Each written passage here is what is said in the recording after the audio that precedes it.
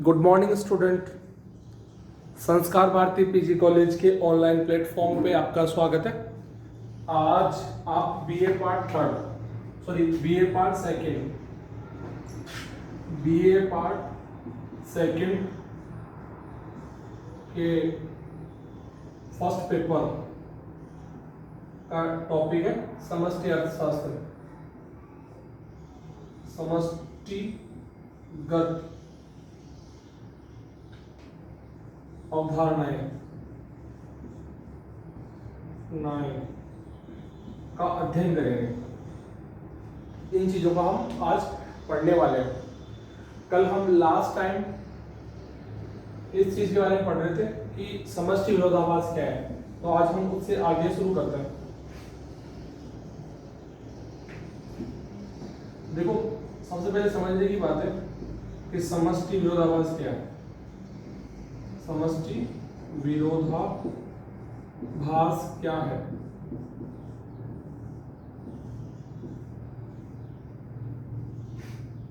अर्थशास्त्र के वह सभी आर्थिक विश्लेषण जो व्यष्टिगत तो सही साबित होते हैं लेकिन सामूहिक रूप से गलत होते हैं, उन्हें समष्टि विरोधाभास कहते हैं। जैसे बचत करना एक अच्छी आदत है,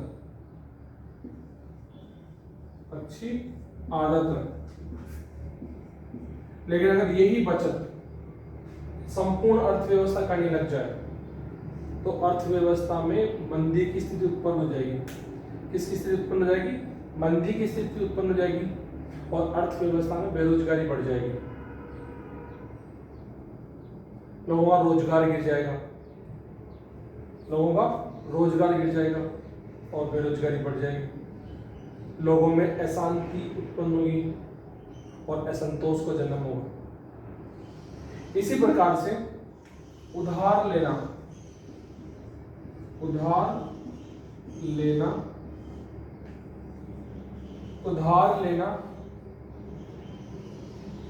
एक व्यक्ति के लिए अच्छा हो सकता है, लेकिन अगर संपूर्ण अर्थव्यवस्था एक समय में एक साथ अगर उधार की डिमांड करती है तो ऐसी स्थिति में बैंकिंग व्यवस्था फेल हो सकती है। यदि एक समय में सभी व्यक्तियों के द्वारा जमा राशि मांगने पर बैंकिंग व्यवस्था फेल हो सकती है, तो ऐसी स्थिति को हम समष्टि विरोधाभास कहते हैं। यानी कि अर्थशास्त्र के वह सभी सिद्धांत व कानून जो व्यक्तिगत रूप से तो सही साबित होते हैं लेकिन समष्टिगत दृष्टिकोण से गलत साबित होते हैं, उसे हम समष्टि विरोधाभास कहते हैं। समष्टि विरोधाभास के अंतर्गत हम इस चीज का अध्ययन करते हैं कि ऐसे कौन से कानून व सिद्धांत हैं जो एक अर्थों में या व्यक्तिगत रूप से तो सही होता है लेकिन संपूर्ण अर्थों में या समग्र रूप से वो गलत साबित कब होता है। ऐसे सिद्धांतों को समष्टि विरोधाभास कहते हैं। जैसे कल्याण का नियम, मांग का नियम, कई ऐसे सिद्धांत हैं जो व्यक्तिगत रूप से तो सही होते हैं लेकिन सामूहिक रूप से जाने पर ही वो गलत सिद्ध हो जाते हैं। जैसे उधार का नियम, समाज के द्वारा पब्लिक रेवेन्यू कलेक्शन करने की जो रेट होती है उनसे संबंधित जो जुड़े हुए सिद्धांत हैं वो कई बार गलत साबित होते हैं समष्टिगत रूप से। तो इनको हम सब क्या कहते हैं? समष्टि विरोधाभास।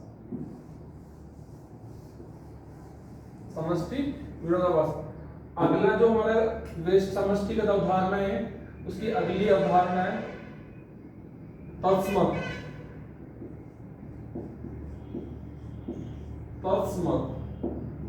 जिसे हम आइडेंटिटी कहते हैं।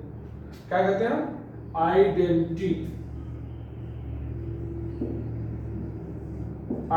कहते हैं, तत्समक कहते हैं।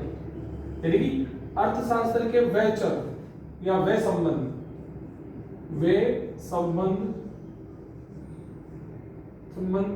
जो परिभाषाओं का आधार भाषाओं के आधार पर निर्धारित किए जाते हैं, आधार पर निर्धारित किए जाते हैं उनको तत्समक कहते हैं। जैसे S बराबर I, यहां पर S बचत है और I निवेश है,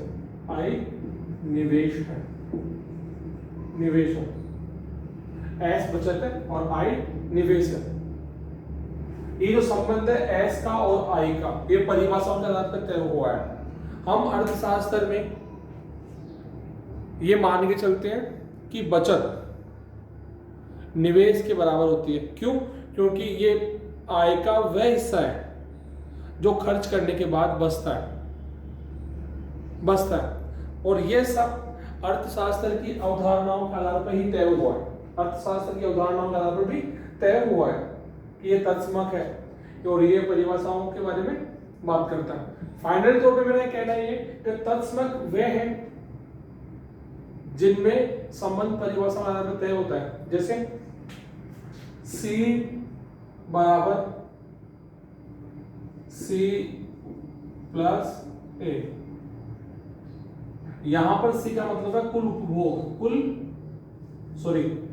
C बराबर C बार प्लस A, यहां पे C बार का मतलब होता है ऐसा उपभोग जो आपका कांस्टेंट हो, यानी कि ऐसा उपभोग जो आपको करना ही होगा। जैसे रोटी, कपड़ा, मकान, ये आपका कांस्टेंट कंजम्पशन है। ए का मतलब आपका ऑटोनोमस कंजम्पशन, यानी कि ऐसा उपभोग जो आपकी आय पे डिपेंड करता हो। अगर दोनों को मिला दे तो ये C के बराबर होगा। तो ये जो आपका कॉन्सेप्ट है वो परिभाषा के आधार पर तय हुआ है। देखिए ऐसे समीकरण जो परिभाषाओं के आधार पर निर्धारित होते हैं उनको तत्समक कहते हैं। क्या कहते हैं? तत्समक। आगे बात करते हैं अगला कॉन्सेप्ट की, समष्टि कॉन्सेप्ट, ये है समीकरण।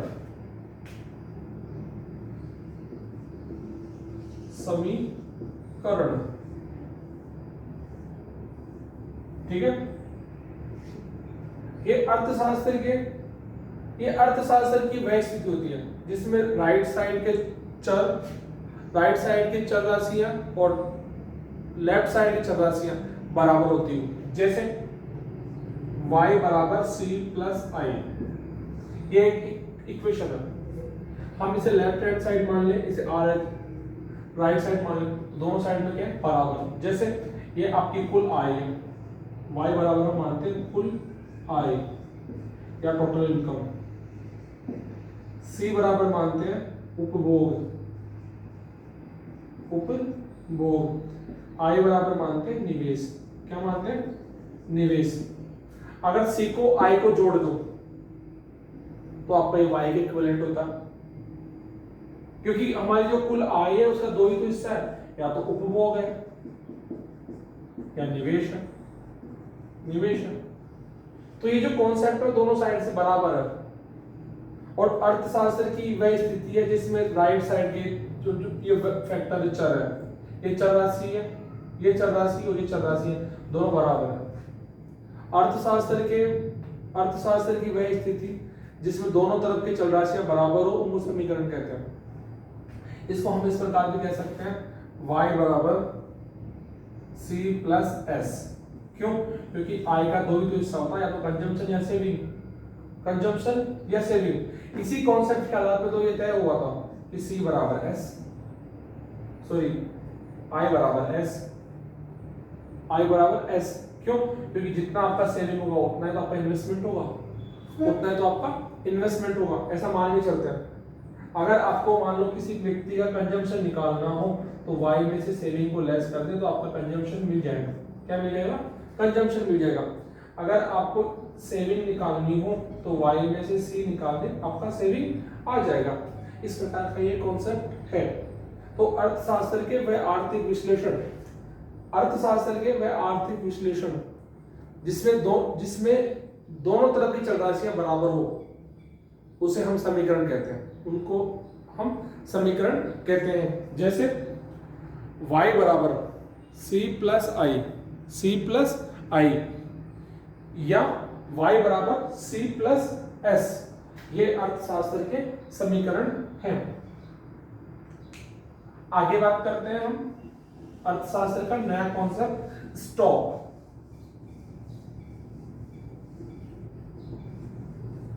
Stock STOCK stock. हाँ जी, ये अर्थशास्त्र का वह चरण जिसका संबंध एक निश्चित समय बिंदु से होता है।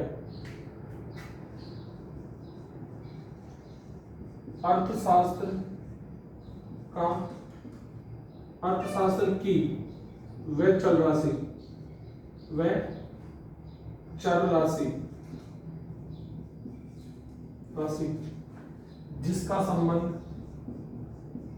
जिसका संबंध एक निश्चित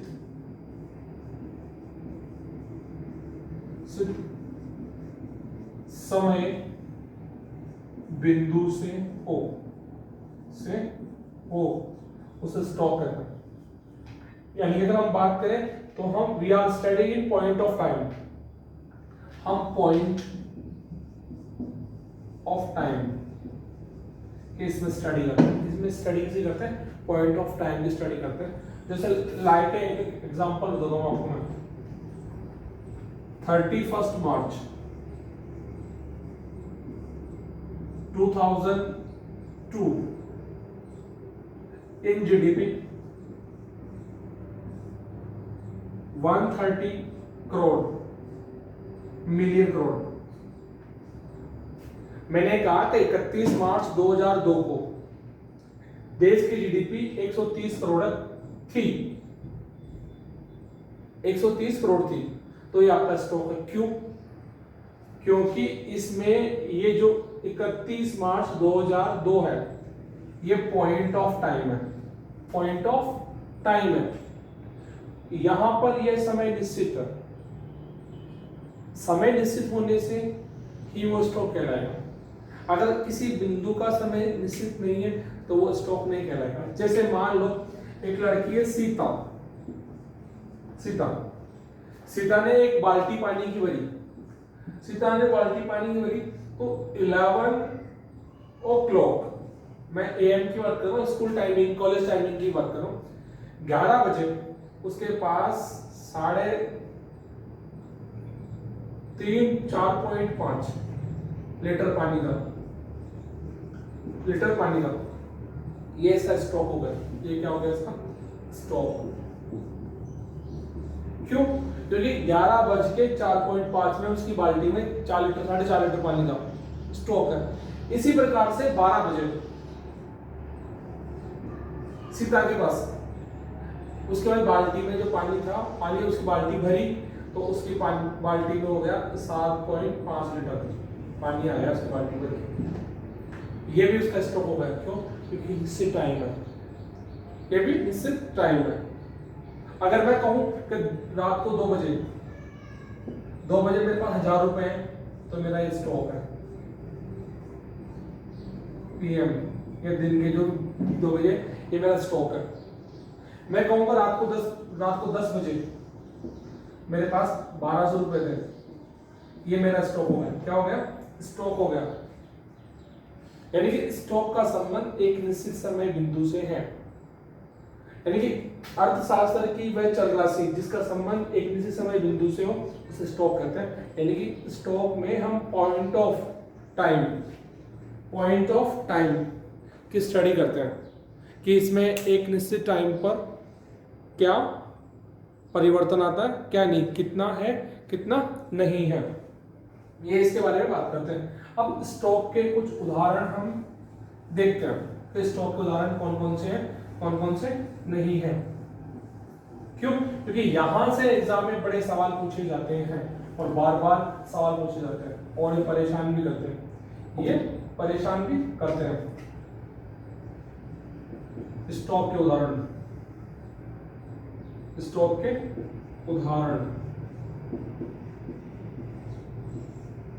उदाहरण, स्टॉक उदाहरण। पहला कुल जनसंख्या,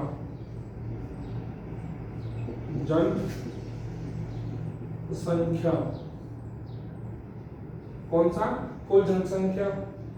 कुल श्रम शक्ति, श्रम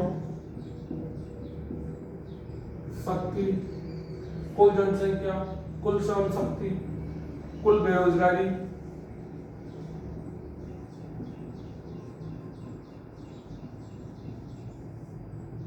कुल बेरोजगारी, मुद्रा की मात्रा, मुद्रा की मात्रा। यहां मुद्रा की मात्रा का कॉन्सेप्ट है M1 और M3 से। M1, M2, M3 तीनों को मान लो, क्योंकि एक से टाइम पे फिक्स स्टॉक होती है। ये M1, M2, M3 से मेरा मतलब है मुद्रा की स्टॉक से। इसे हम आगे डिटेल से देखेंगे, है ना। रोजगार प्राप्त व्यक्तियों की संख्या, प्राप्त व्यक्तियों की संख्या और विदेशी मुद्रा भंडार, विदेशी मुद्रा भंडार, विदेशी मुद्रा भंडार और पूंजी स्टॉक, पूंजी स्टॉक और बचत। बच्चों में विशेष तौर से ध्यान रखने की बात है कि बचत स्टॉक है, लेकिन बचते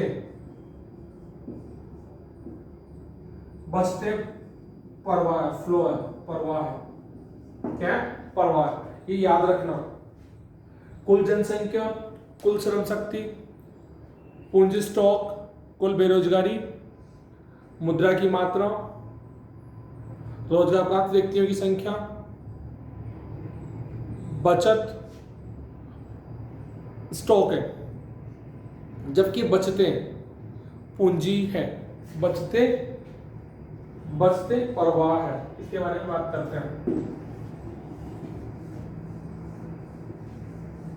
ये इनके कुछ उदाहरण थे जिनके बारे में हमने बात की। आज आगे देखते हैं प्रवाह, फ्लो या प्रवाह। ये अर्थशास्त्र का वह चर है, अर्थशास्त्र का वह चर जिसका संबंध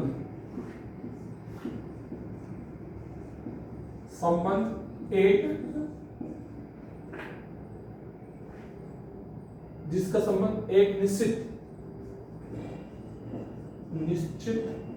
समय अवधि के लिए हो,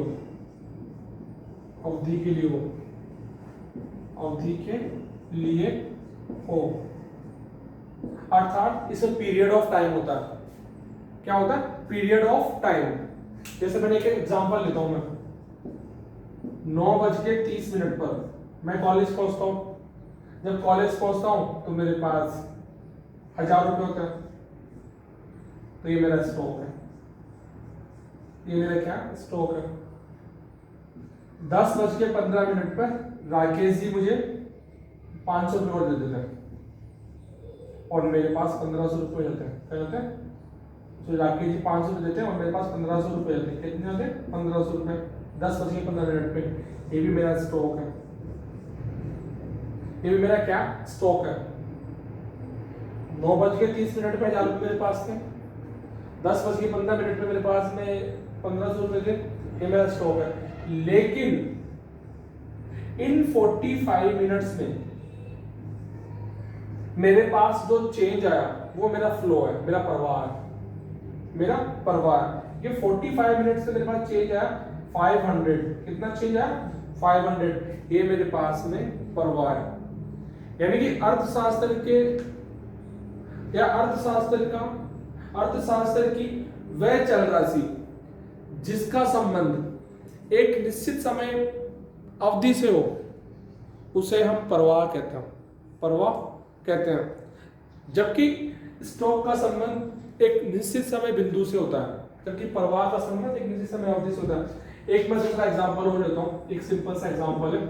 मान लो 31 मार्च 2011 को देश की जीडीपी ये 100 करोड़ थी।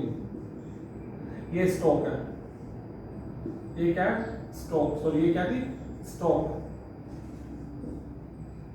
31 मार्च 2012 को ये बढ़ के हो गई 130 करोड़। ये भी स्टॉक है, ये भी क्या? स्टॉक है। लेकिन इस एक साल भर में जो चेंज आया, ये पहले कितना था? 100 था, अब 130 हो गया, तो चेंज कितने का आया? 30 का। 30 का फ्लो है।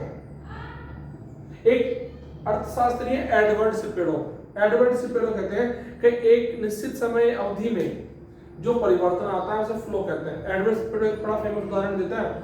एक मेरे एक दोस्त है जो 11 बजे कुछ करते हैं, 11 बजे उसके पैकेट में पानी होता है 7 लीटर, और जब वो 12 बजे पहुंचते हैं तो उसके पैकेट में पानी होता है 10 लीटर। ये जो चेंज है 7 और 10 है, ये इसका स्टॉक है। इसमें जो चेंज आया 3 लीटर इस 1 आवर में, ये इसका फ्लो है। तो अर्थशास्त्र के व आर्थिक विश्लेषण जिनका संबंध एक निश्चित समय अवधि से हो उसे हम प्रवाह कहते हैं, और वह विश्लेषण जिनका संबंध पॉइंट ऑफ टाइम से हो उसे हम स्टॉक कहते हैं। स्टॉक कहते हैं। अब स्टॉक के प्रवाह के उदाहरण देखते हैं। स्टॉक और फ्लो ये हमारे लिए बड़ा इंपॉर्टेंट क्वेश्चन है। यहां से प्रति वर्ष 20 मार्क्स के क्वेश्चंस आते हैं, जिसे हमें देखना है।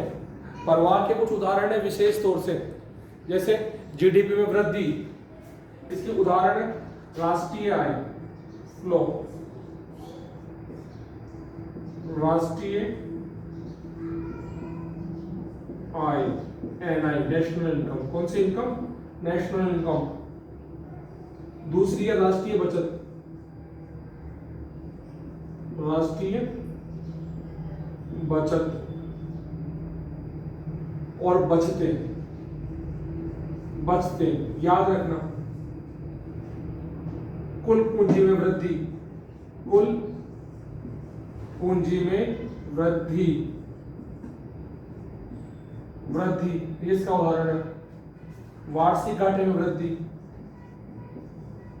वार्षिक घाटे में वृद्धि। विदेशी मुद्रा भंडार में वृद्धि, विदेशी मुद्रा भंडार में वृद्धि, भंडार में वृद्धि ये इसके उदाहरण हैं। इनके अलावा बहुत सारे उदाहरण हैं, जैसे वार्षिक विकास दर ये याद रखना बेटा, ये इंपॉर्टेंट है, ये वेरी गोस्ट है। यहाँ सवाल पूछते हैं कि वार्षिक विकास दर क्या है? स्टॉक है, फ्लो। तो आपका आंसर होना चाहिए फ्लो है। ये क्या है? फ्लो है। दूसरा ये बचत, ये भी फ्लो है, जबकि बचत स्टॉक है। बचत क्या? स्टॉक है। तो ये इसके कुछ उदाहरण है जिनको अपने को ध्यान देना चाहिए।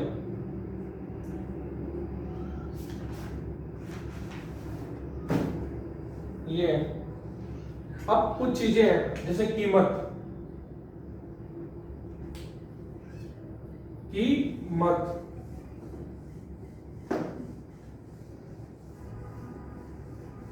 के बारे में सुना है? कीमत क्या है? कीमतें ये न तो स्टॉक है, ये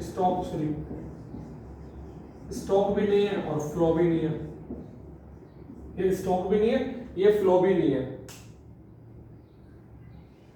अर्थशास्त्र के बारे में एक चीज याद रखना कि कीमत ना तो स्टॉक है ना फ्लो है। अब कुछ चर राशियां और है। एक है बाह्यजात चर राशि या अंतर्जात चर राशि, बाह्यजात और अंतर्जात चर राशियां, ये इसकी अवधारणा में था। बाह्यजात चर राशियां वे चर राशियां हैं जो अर्थव्यवस्था को बाह्य तौर पर प्रभावित करती हैं।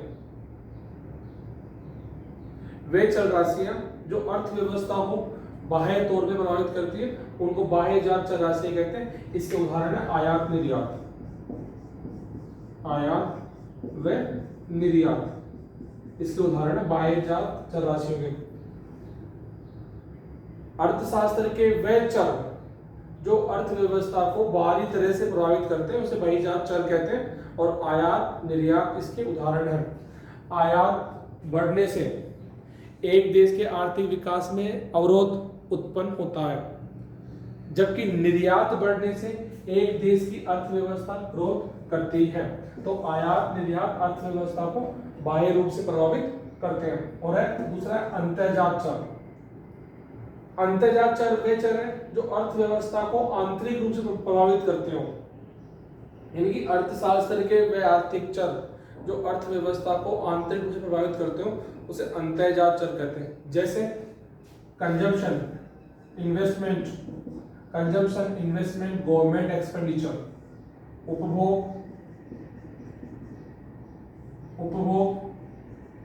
निवेश और सरकारी खर्च।